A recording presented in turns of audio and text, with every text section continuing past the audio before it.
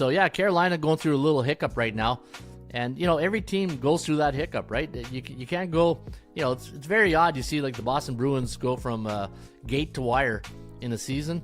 It's you're going to have these hiccups, these speed bumps along the way.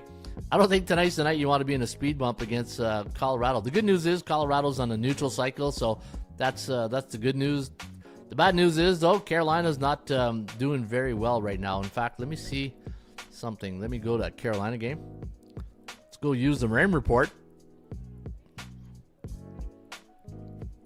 Where's the audience today?